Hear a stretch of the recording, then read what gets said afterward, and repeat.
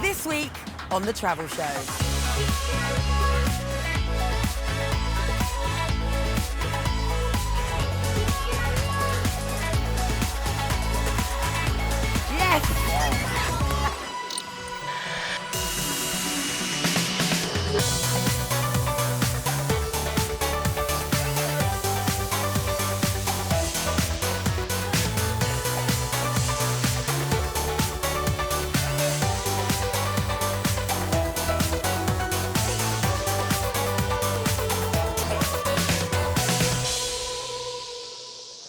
Now, if you spent any part of lockdown dancing on your own in the kitchen, then this show's for you. Now, for many of us, dancing offers a shortcut to happiness and escape. And over the years on The Travel Show, we've picked up some pretty nifty dance moves all over the world and have failed miserably at others. So here, for your entertainment and our eternal embarrassment, are our attempts to remain coordinated, under pressure and in front of a camera. Let's kick off with my trip to South Africa back in 2018, when I tried to keep up with a truly talented group of performers who have made news all over the world thanks to an energetic and acrobatic form of dance called Pantsula. Setting the bar perhaps a little too high for me, though.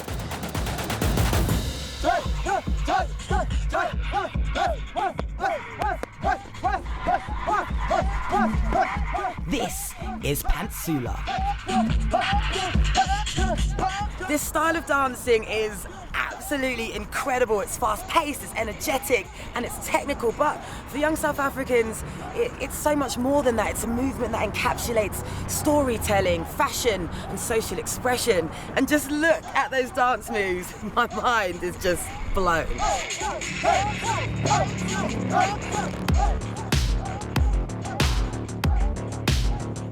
For Via Vindal, everything in their act holds a special significance, from their moves to their costumes, and their clothes are the colours of the national flag. Pantsula, it's a local culture, you know. You would never get it anywhere in the suburbs, things like that. Whatever we do, we're telling stories, our stories, background stories, through dance, you know. From growing up in this poor neighbourhood, the group has gone on to international acclaim. In 2017, director Danny Boyle handpicked them to perform at one of New York's most prestigious venues, Carnegie Hall. We really killed the stage. It was a big experience, especially because it was our, to be honest, it was our first time on the plane, and being at New York, it was something different. You could tell that we just far away from home.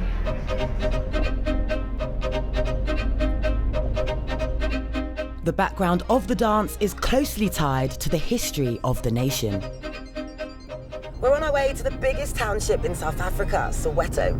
Here, the Pantsula has a deeply political message. Soweto has a reputation for activism. It was home to Nelson Mandela during apartheid in the years prior to his arrest.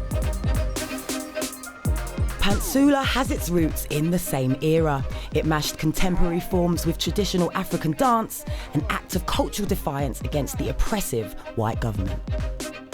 Talk to me about the social and political messages that you express when you dance.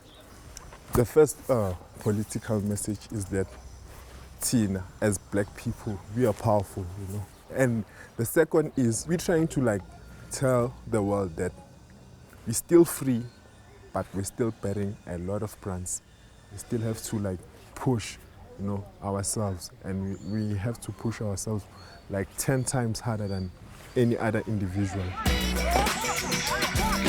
And now, the moment of truth. Do I have what it takes to become an honorary member of the troupe? Okay, stand here. Okay. Yeah, so it's gonna be 1, 2, 1, 2. 1, 2, 1, 2. 1, 2, 1, 2. Oh no. Yeah, so it's gonna be 1, 2, 1, 2. 1, 2, 1. 1, 2, 1. 1, 2, 1. Oh, Not easy. that. It was slow. Okay, Yeah. so. 1, 2, 1, 2. 1, 2, 1. 1, 2, 1. 1, 2, 1. I'm not getting the last bit. Look, come on, Hedges. You focus up here, I'm totally getting it. Focus on my feet, I'm not quite there. 1, 2, 1, 2. 1, 2, 1. 1, 2, 1. 1, 2, 1. Yeah. Yes! Yeah.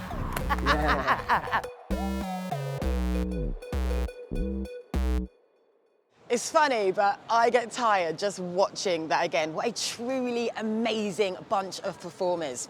And in the same year, half a world away in Norway, Krista discovered a similar level of dedication and skill when she went to learn about a traditional form of dance that's still going strong. And watch out for the high kicks in this one, just brilliant. Dance company Frikka perform contemporary dance all around Norway and beyond that's inspired by nature and traditional Norwegian folk roots.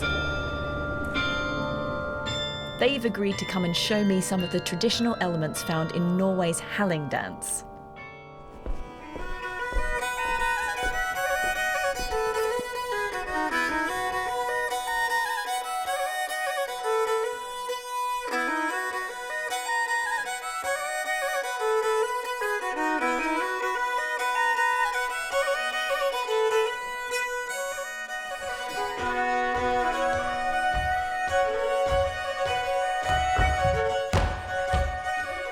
The dance, it's mostly sort of a show-off dance. Many hundred years ago, women also did that dance, but it's mostly boys or men doing the dance because we want to impress the other man or other women.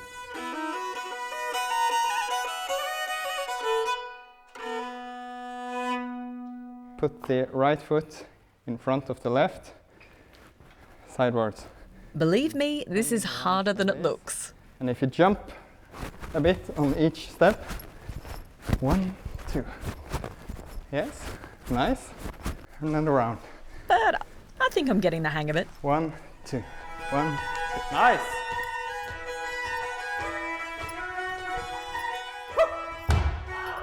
Back in the old days, they used the ceilings to kick down a coin or just kick their heels. Kick the ceiling? Yeah.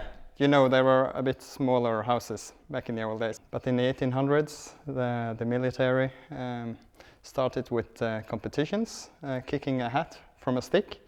And it was about kicking the highest. And then it became incorporated in the Halling, the folk dance.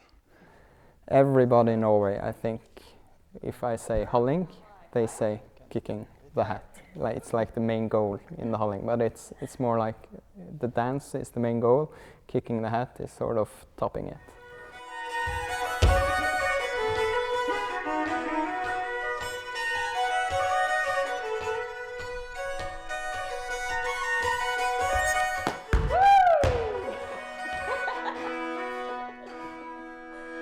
That was good kicking.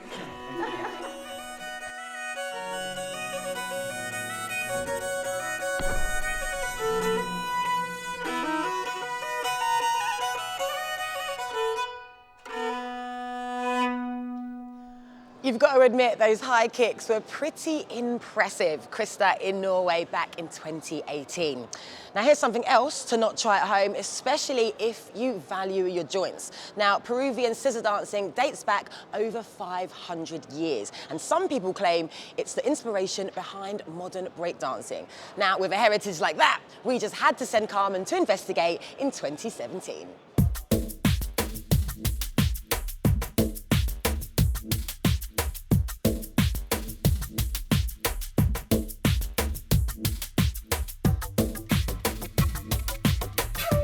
The origin of the Peruvian scissor dance is shrouded in mystery. But many believe the tradition began up in the highlands of the Andes as an act of worship to the mountain gods. In the 1500s, the dance was performed to show resistance to Spanish rule. The movements displayed the performer's dexterity, and the scissors represented their resistance to pain. But the conquistadors thought it was inspired by the devil, and it was banned. Despite the ban, the tradition survived, and the twisting, turning dance moves were passed down from generation to generation. Now, its importance in Peru's history has been recognized by UNESCO.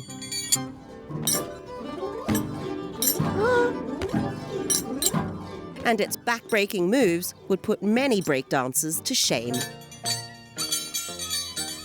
Although the scissors aren't sharpened, learning to control them while dancing and leaping can take years. Hola. And I'm going to get a lesson to see how it's done. So the top one stays still and the bottom one... Oh, okay. It's all in the thumb. The thumb and the wrist. First, I've got to get to grips with the scissors. The aim is to hit the handles together in time to the music. The blunt blades aren't connected, so holding them in position is really tricky. There is no way I'm going to be able to do this and coordinate my feet. Comencé con cucharas, practicando con cucharas. Y de ahí me regalaron las tijeras como a los 3 años. Las tijeras me regalaron a los 3 años y... And it's not just mastering the scissors. This is the one that makes your knees bleed. Does it hurt to do the jumps and land on your back? Does it hurt your head, your knees? Do you have injuries? Sí, siempre hay, por ejemplo, me he raspado la rodilla, pero son raspones, lesiones fuertes y pocas veces. Is that blood on your trousers? ¿Es sangre? Sí, me raspé. Wow, that's dedication. Pero sin dolor no hay triunfo, por decirlo. Oh, and I'm getting a hat. Gosh, as if it's not hard enough.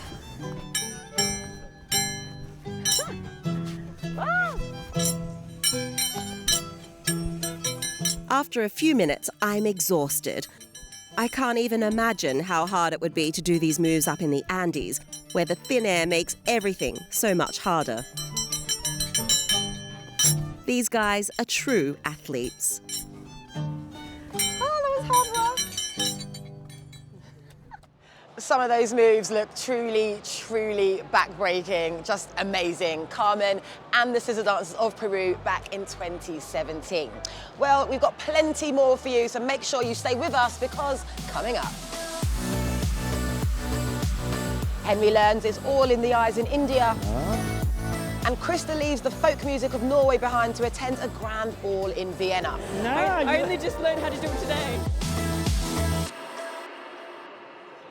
Now, in the same way that dance can lift your spirits, it can also tell a story, and perhaps nowhere as intricately as in India, which is where Henry headed to meet the Kathakali dancers of Kerala, who not only use their bodies, but their faces to tell a story.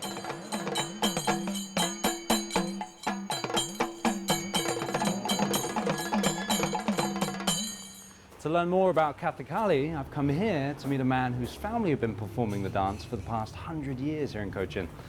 Mr. Devan, how are you? Good to see you. Thank you very much. This is your theatre. Amazing. Central to Kathakali is the complex ritual makeup, which turns the performers into supernatural beings, gods and demons. The process of applying the makeup can take many hours, and here in Cochin, it's applied directly in front of the audience and forms part of the performance. There's a singer, he sings the stories. A river flowing. There's a drummer, we suppose.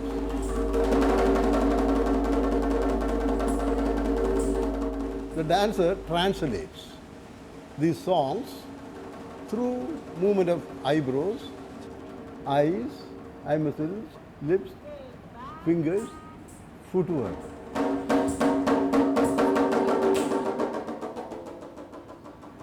And all these stories come from the Hindu books, religious books. Originally developed as a way of teaching religious scripture to rural audiences, Kathakali is now also a big draw for tourists coming here to Kerala. I'm very curious to know, how do you tell a story with your eyebrows, your cheeks, your lips, and your fingers? Can you teach me? To start with, there are 24 alphabets in the language, Kathakali language. Each alphabet is a position of the hand. And so show me a little segment of how you would use the alphabets to tell the story. Please. Please, come. And so with the eye movements, what different types of eye movements do you have? Rolling the eyes is just getting excited. Team those moves with some fancy footwork, and you have a performance, in theory at least.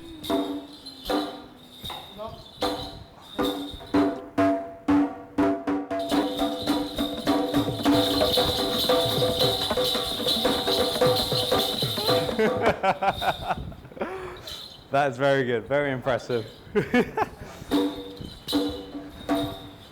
Traditionally, a classic Kathakali performance can go on for many hours, sometimes a whole night. But some modern audiences have shorter attention spans, so the art form has had to adapt. You lost me. You know, the original one, it goes throughout a night. You know, everything is detailed, everything is intricate. You know, and nowadays we are condensing it for a 1 hour, 1.5, 2 hour program. So in a way, we do lose our originality. What is done for hours and, you know, throughout a night, that's not being shown now. It represents the fire god, Agni. But whether the performance is a marathon-length all-nighter or something more contained, the highlight of the show is always the appearance on stage of Pasha, wearing his traditional green makeup and using steps originally choreographed hundreds of years ago to entertain and captivate audiences of today.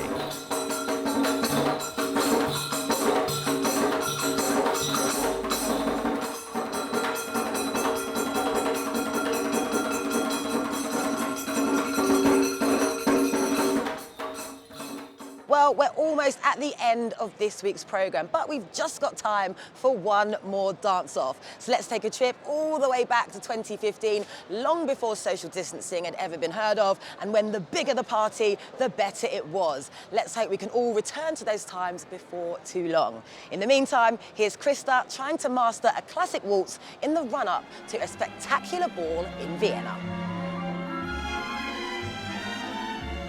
It's just after dawn, but the town hall is already buzzing. Preparations are underway for a grand dance event, part of the ball season that takes over Vienna each winter. Every year, over 450 grand balls take place, and thousands of people descend on the city to get all dressed up and dance the night away.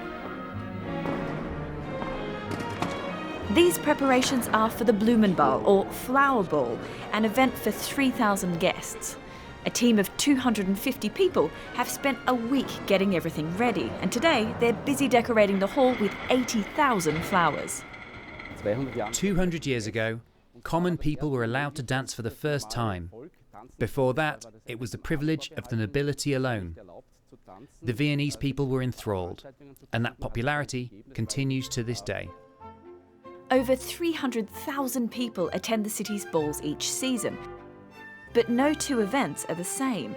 They can be anything from grand affairs in the city's imperial palace with formal dress and classical music, to modern dance parties where anything goes.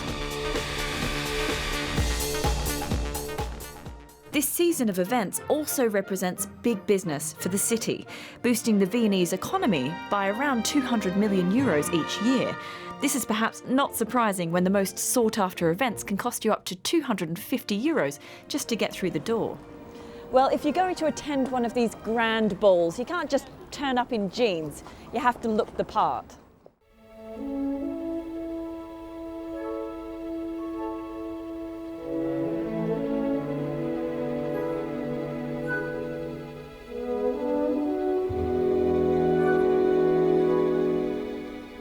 Well, I've got a fancy frock and a lovely hairdo. The only thing left is to polish up my dance skills before the ball. Matthias Urisk is in charge of directing the formal opening dance at the ball tonight, which will include a grand waltz. And for you, the first step is making a backward step. Okay. So the Viennese waltz is a very famous, popular dance. Okay. We make 2 steps in place, 2, 3. It's our traditional dance, even our unofficial national song, the Blue Danube, is a waltz. Yeah? So we're proud of it. Okay. 1, 2, 3,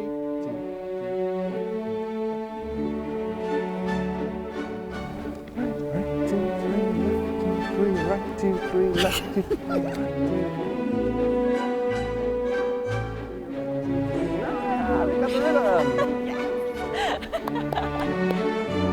Outside, dusk is falling over the city, and soon after, the guests of the Blumenball begin to arrive.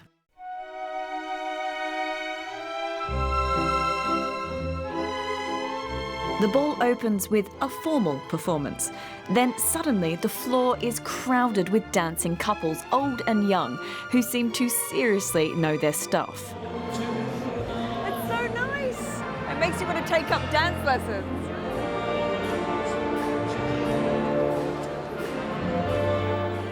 The other ball guests seem equally taken with the romance of the event. I love to go to balls. I like it to dress like a princess and to dance like a princess. It's a journey into another world for me. Eventually, it's time to stop being a wallflower and put my dance training into action. My terrible dancing. I only just learned how to do it today.